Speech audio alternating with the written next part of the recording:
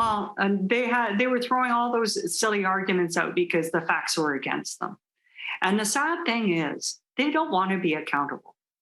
They don't want to stop their discrimination. Canada's federal court upholds a Human Rights Tribunal ruling saying the federal government must pay compensation to kids unfairly discriminated against by an underfunded First Nations Child and Family Services system. It's the latest decision in a legal battle that dates back to 2007. Cindy Blackstock, who brought forward the complaint, says anyone who looks at the facts of the matter would agree. We've had 27 rulings in this case. All of them have been in favor of the children, except for one that was overturned on appeal. Every time someone takes a clear look at the facts line up in favor of the kids and against the Canadian government. The tribunal found Canada was underfunding First Nations Child and Family Services, which amounts to systemic discrimination based on race. It also ruled around 50,000 affected children would be entitled to $40,000 in compensation each. But the Canadian government sought that to be overturned on review, saying individual compensation for systemic discrimination isn't appropriate, and the tribunal doesn't have jurisdiction to give compensation like what's seen in a class action. Justice Paul Favel dismissed those arguments, writing that, quote, the compensation decision is reasonable because the CHRA provides the tribunal with broad discretion to fashion appropriate remedies to fit the circumstances. I think they actually wanted to pay some of these victims less.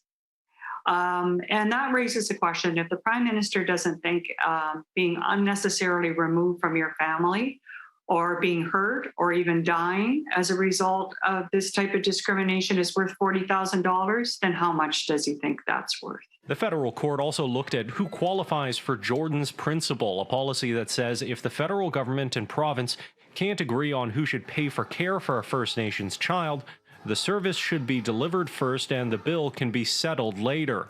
The tribunal ruled eligibility should be expanded, but the federal government argued this was not part of the tribunal's jurisdiction, again seeking judicial review.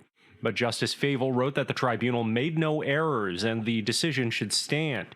Both these decisions could still go to the Federal Court of Appeals, but Blackstock says Canadians need to let the government know if they want that to happen. The Canadian people need to step in and say, look, do not appeal this decision. Obey the other orders that are on the books, and make sure that this generation of kids doesn't have to recover from their childhoods because of what the Canadian government is doing to them. Now, the federal government has 30 days to make an appeal if it intends to do so. CityNews reached out to the Office of the Attorney General, but they say the question would be better handled by Indigenous Services Canada.